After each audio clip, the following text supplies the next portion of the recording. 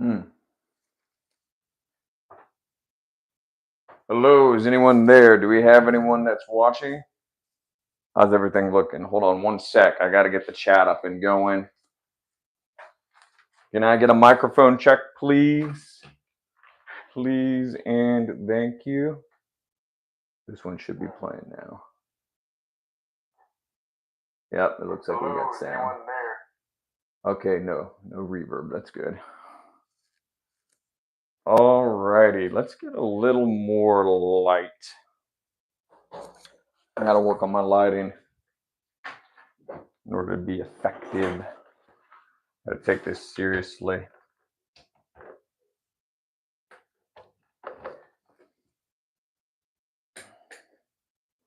Much better. I like it. Reality mapping part 7. Who do we got here? What's annoying is I can't quite see the number of people in the lobby through that screen, but I have to look at this one. Okay, so we've got 2. That's good. And then we've got, what is it? Nothing in the chat so far. All right, we're talking about reality mapping. So what have we talked about so far? We've talked about your physical environment. We've talked, so your physical environment, right? We talked about economics as a part of terrain, because terrain is inside of a border. You know, there's the rules of the game or the parameters, and then inside of that you have, the pieces and the things you can terrain again. But anyway, we talked about economics, and then what else did we talk about? Oh, we talked about like food, water. It's another part of this. Food, water. Okay, some other ones that we're going to have to cover are, this is going to be the dicey one, government. We're going to have to talk about war. Those are big, big things as far as we're going to have to talk about family and tribe. These are not, we're not going to cover all these today, but these are the upcoming ones that we're going to have to do. And then also education will be a topic, right? Or training.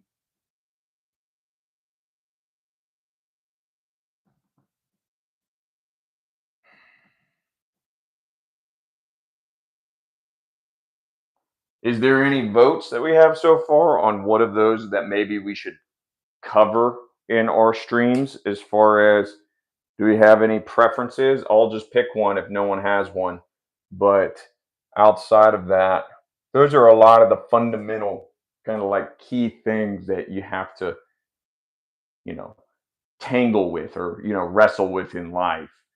Well, there's obviously more, but we're trying to fit them into broad sectors. Oh, and this is another really, really interesting one. It's going to be mating and relationships.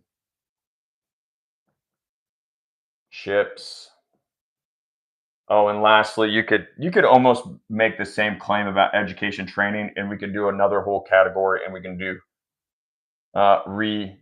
religion, right? Let me make sure my computer doesn't die here. All right. Hey, Serpent. Nice to see you there. Sports 98 breaking. France arrests 420 people, including 166 minors, accused of deliberately and accidentally starting wildfires among the worst fire damage World War II. I'm here for his face. Oh, well, thank you. I guess that's flattering. All right. Well, forest fires, all that type of thing. We're talking about social unrest, and we're talking about, it's kind of, governments, I guess. We talked a lot about that today. I guess we should just kind of key off of that topic, just continue on with government. Oh no, I've been dreading doing this one because honestly, people's brains just turn off when you start talking about government because it's all down to their survival and their tribe. And you got to, turn off your brain to be a follower for the tribal leaders because they're the ones that are going to help you survive. Why not do it? This will be exciting. Let's get started. Where do we get started? Government. It's been around since the beginning of civilization, really. Let's start at the very beginning.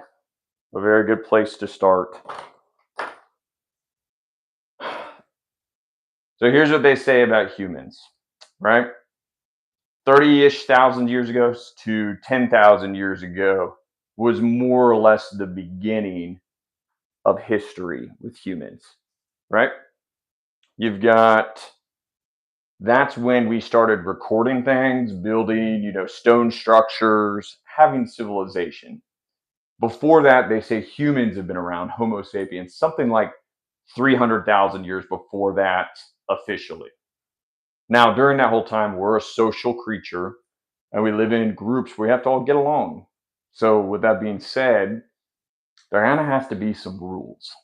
Now, there are these natural rules that kind of percolate up out of survival. You know, we're going to work together and we're going to accomplish a goal. And then from there, we're going to end up having success. We're going to have food. We're going to have shelter. We're going to have a safe place for our kids, right? That is the core basis of creating a system and creating a form of governance. Okay. So 300,000 years ago. All right. Ish. It's really hard to say. Moving forward, right?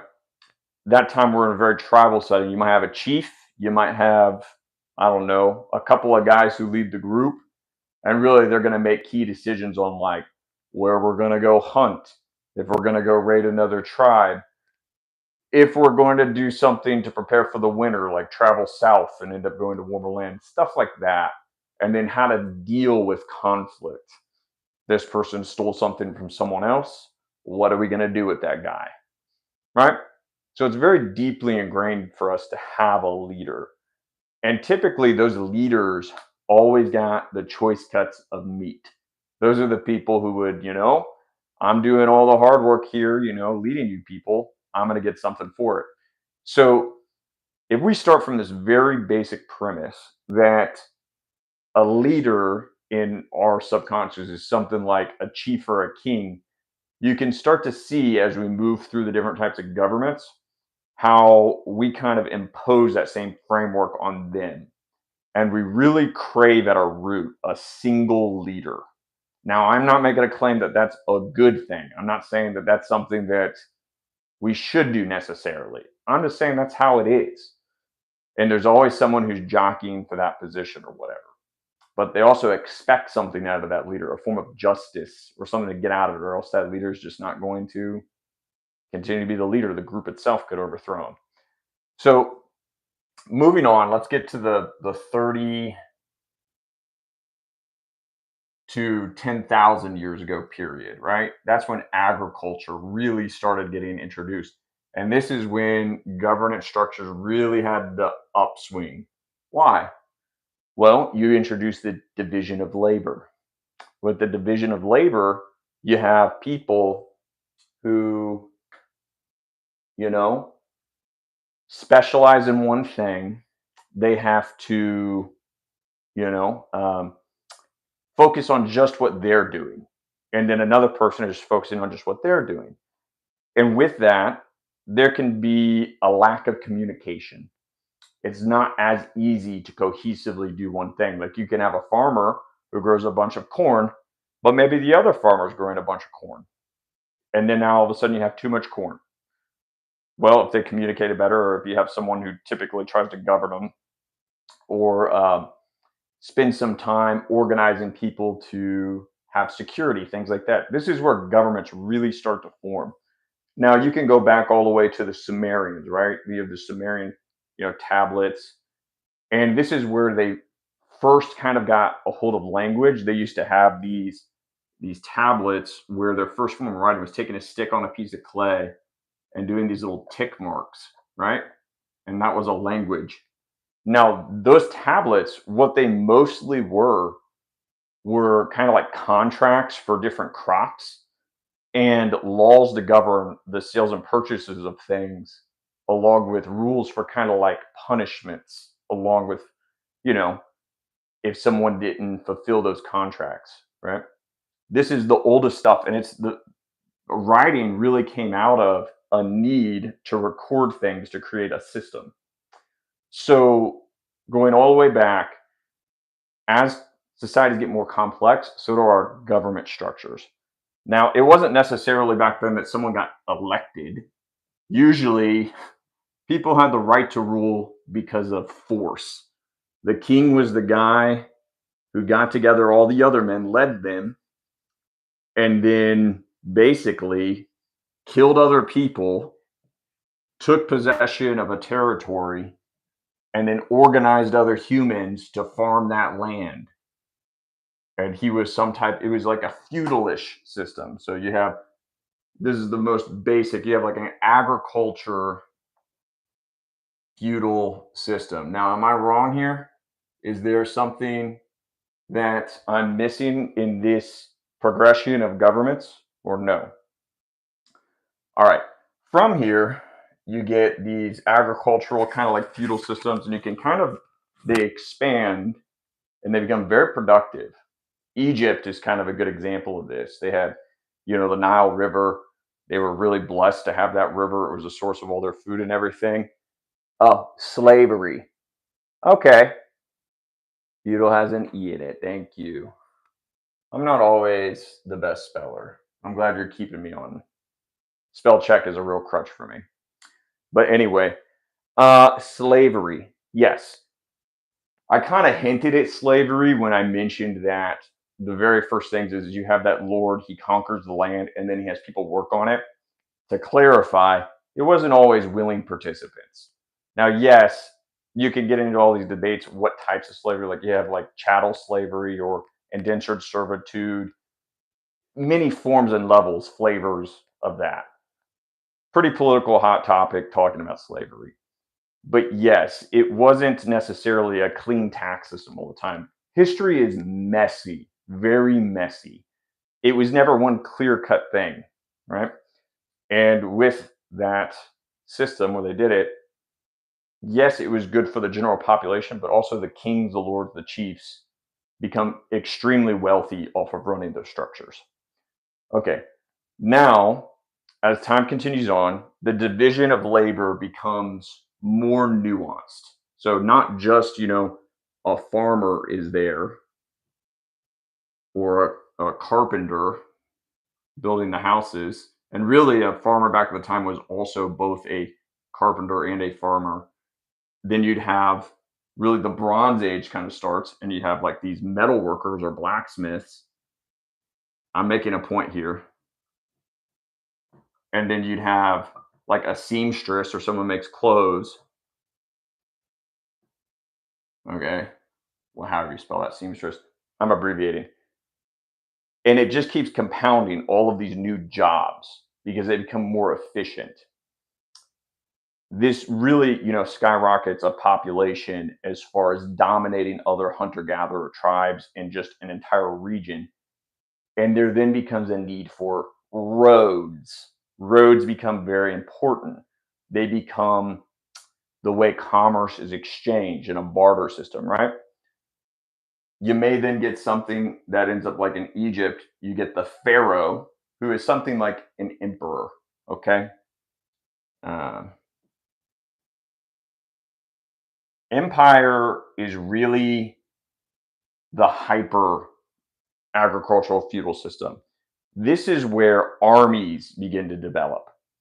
You get structures where you not only have to protect your farmlands and commerce, all these things that are going on, but maybe you want to expand. You go on and you start taking over more lands because you can expand out your feudal franchise system. Now these governments, they take on many tasks. Now you have to have lords of land or whatever you want to call them for back in the time. Lords is more of a medieval term. Now you end up with the king granting like fiefs or lordship over these different areas, and you have the governance structure now has to have a judicial system that is widely enforced and uniformed, a code of, ethics law, whatever. This gives turn into eventually one little segment of the kingdom or empire has one like lord or overseer of that area, and they have to handle all of the judicial things in that area. And with that, what tends to happen is that there tends to be the people in that area want to have more of a say in how they're governed and judged. This is like the beginning stages of kind of like people maybe kind of having a quote unquote vote, right? They have a say, they want to impose something for that area. Now, back then, there was a lot of revolts, or there was a lot of people who would, try to use violence to overcome and then try to be the new rulers of that area. And the original emperor would have to then go on and settle any skirmishes or allow the new person to take over to be the new lord of that area. So as time went on, there's these ideas of states, provinces, governments, everything gets divided up. It's very naturally occurring how this works out. And even then, maybe you have one emperor of one area and one emperor of another, and they don't necessarily want to fight because they can't manage the whole area, but then they just develop trade or merchants. And when you get into merchants, you get into mercantile capitalism, where a lot of wealth can be made because you end up having certain areas that can make certain products and certain areas that can make other products the other can't, and they can very much benefit from each other with their own individualized national division of labor, because you may have one area that's a certain climate can grow a certain type of food, another climate that can grow another, right? You were in the military, you should understand the concept of hierarchy as well as anyone. The lowest ranked guys, call them what you will. They are slaves, serfs, plebs, pawns. Yes, very good. I think what you're trying to get at, Mr. Serpent, is something like government institutes a form of, let's call it slavery. Whereas opposed to like in a tribe, maybe you're more free. Is that kind of what you're imposing here? Or are you really wanting me to hit on that topic of slavery again? As far as, yes, there absolutely was slavery. It was very common.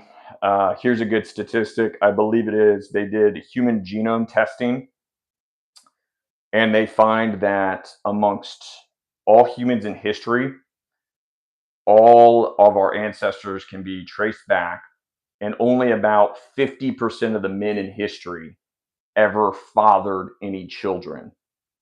I think that should be a very good indicator as to how hierarchy is very real, and that back in the time, a lot of people were slaves. They didn't have rights to get married or own anything. There are always debtors. Economics. Okay. Yeah.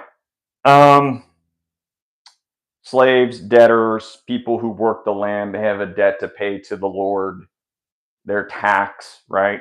Tax system. Maybe it's taxes is what we should really get on to.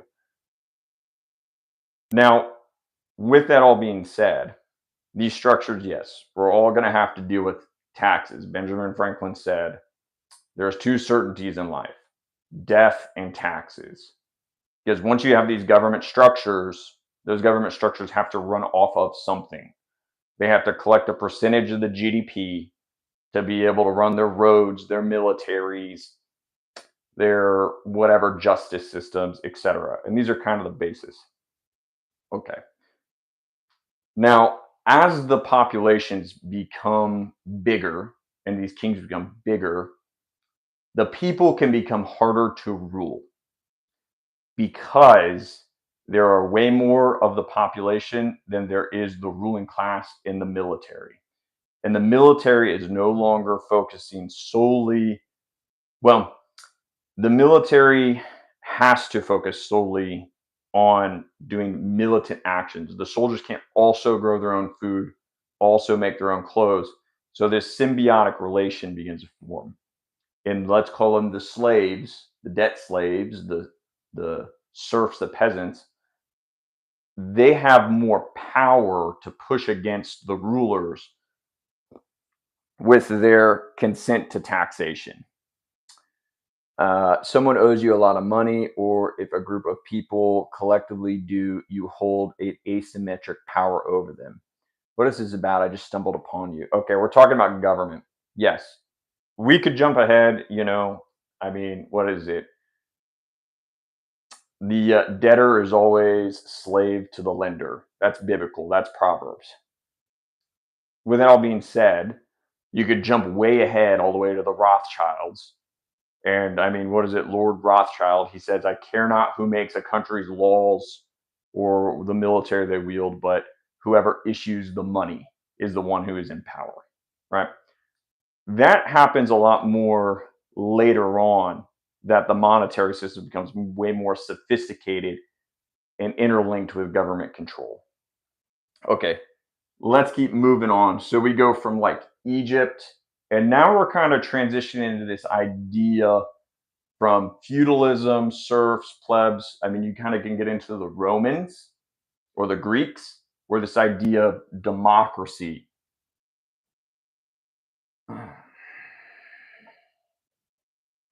begins to develop, a democratic system. Um, the idea here is that the people get a say. I'm just keeping this very simple, and that they end up getting to vote for who their rulers are sometimes, but more originally it was about voting on certain laws or maybe how much they could be taxed, right? With that being said, democracy, okay, who was it? Was it Socrates or Aristotle? They said that hard times create strong men, and strong men create republics. Or in this case, let's just kind of link those as the same as democracy and republic. I know they're different. And from those strong republics become feminine democracies. From feminine democracies leads to hard times and tyranny. And then the cycle, it loops. A little side tangent. Um, a lot of people argue that the United States was started not as a democracy, but as more of a republic or a democratic republic. They had this idea, and I might be getting way too far ahead, that most people should not vote. That most of the population, not necessarily due to anything about race or gender or any of the things they want to make it out to be, but because some people are just not responsible enough, and or some people are just not intelligent enough.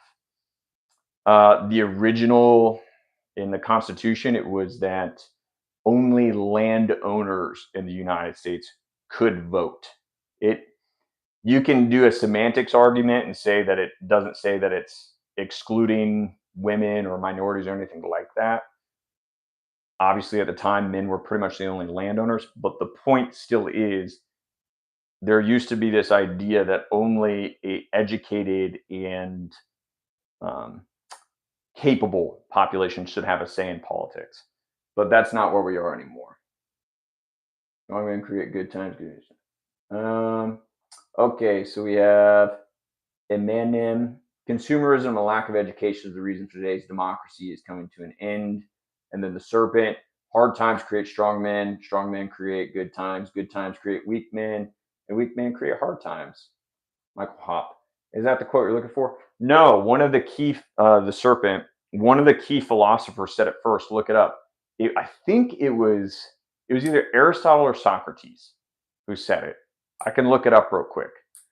What book was it in? It wasn't the Republic. It was here. Hey there, Mr. Morrison. Good to see you here. We're talking about your favorite topic today, politics. All right, let's just real fast. I'm gonna look it up. All right, strong men make republics that lead to feminine democracies. democracies.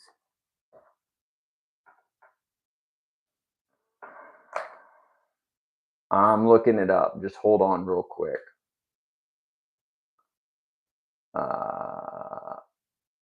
Oligarchy and democracy. Here we go. Aristotle, my bad. Here, let me pull this up real quick so you guys can hear it. Aristotle, ancient Greek philosopher.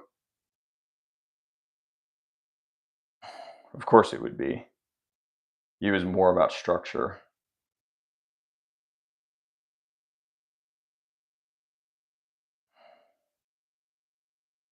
It won't give me the quote. Why won't it give me the quote? I don't want to get too sidetracked here. We're talking about governments. We're talking about how they work and how they tend to flow.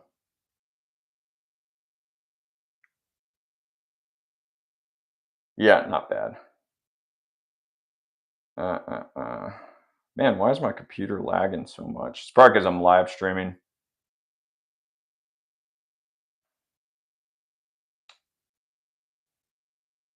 So supposedly this is Aristotle. Masculine republics give way to feminine democracies, and feminine democracies give way to tyranny.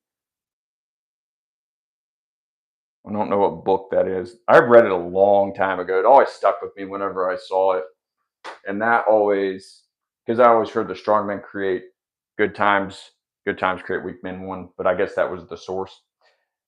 Moving on, republics, democracies, et cetera, governments. We're trying to just basically describe something we have to contend with in reality, right? And something that, how do we navigate it? What is it that we do to deal with governments?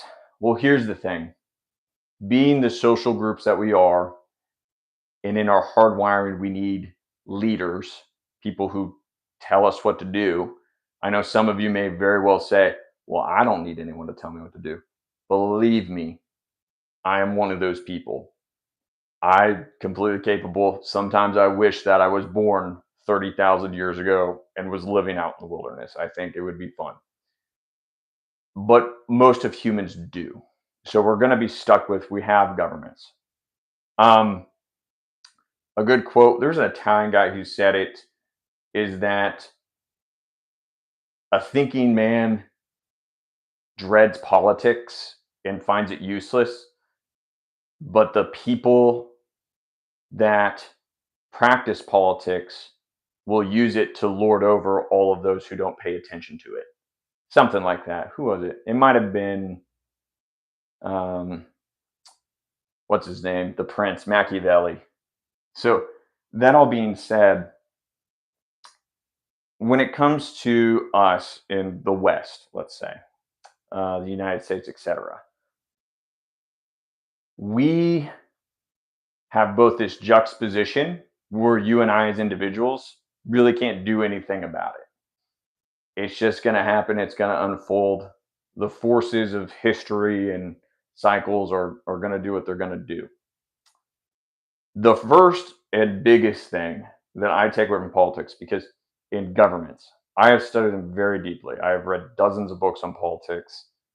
You wouldn't believe the things I'd tell you if I told you how involved I've gotten in the past. I have customers who are deeply in politics. They talk to me about it all the time. It's something you can't really waste all of your mental energy and worrying on. Unless you're going to do something significant, like try to get involved in local governments and in think tanks and in actually trying to get a movement of voters, you're not going to really have an effect. So that being said, in the past, I used to read about the news, politics every single day. I was obsessed over it. I could tell you all of the, representatives in my districts and in my states. I could tell you most of the people in the House and in the Senate. I had deep talks about all this stuff. But I found for me, after a long time, it was a a huge waste of time. I could have done so many other things that would have been way more beneficial. and I could have worked on my businesses more. I could have learned about other things. Now, that's not to say it was useless. I learned about the nature of humanity, and I learned about the nature of how the world worked, which was very, very helpful. But that all being said, um, for what all I put into it, I didn't get a even return on my investment, I would say. Okay, my thing is freezing up. Okay, this live stream has been a real cluster, you know what? All right. So, that all being said, moving on, what do we do about it? The only things you really can do about it um, is to try and make your life as best as you can, your world, your immediate world, and try to sweep your own porch, like the Eastern people say. From there, only once you've mastered your own domain, your own life, should you have any reason to say anything about what should be done. And from there, you should start from a low level of, trying to influence government or something like that. That's not even really what I have an interest in. What I'm more interested in is to educate more of the population that governments are not necessarily your friends. Governments have really caused the most heinous crimes in human history. They are the people who have started all the genocides. They're the ones who have done the most draconian acts to humans that there are. And you have to be aware that they're not your really, the disposition is not that they are your friend. But generally, they are here to rule over you. And as much as they want to put on a face, even in democracies and republics, that they're here to represent you, they are much more here to represent their own pocketbooks and their lobbyists, the people who have the real say in everything. So from there, all you can do is prepare your own life as best you can and have your own lines in the sand as far as what you'll put up with. And you have to surround yourself with the most like-minded people that you can, and those groups all be in agreement with what you are willing to put up with and or what you seek to get out of your governments. And it's only through the connection organically, peer to peer, that really anything can happen to affect governments. Outside of that, your focus shouldn't be on writing a Facebook post complaining about it or however, or trying to convince people on the internet to think something different, but instead go out and seek the people who are in alignment with you after much reflection and learning and thinking, and try to make relationships with them and do business with those people. Because if you can do that, then you can create a community where you're relying on each other. That's really the thing that you can take action on that's realistic for you. Okay. Miss Serpent, you said the price good men pay for indifference to public affairs is to be ruled by evil men. Plato, yes. Thank you. You got that exactly right.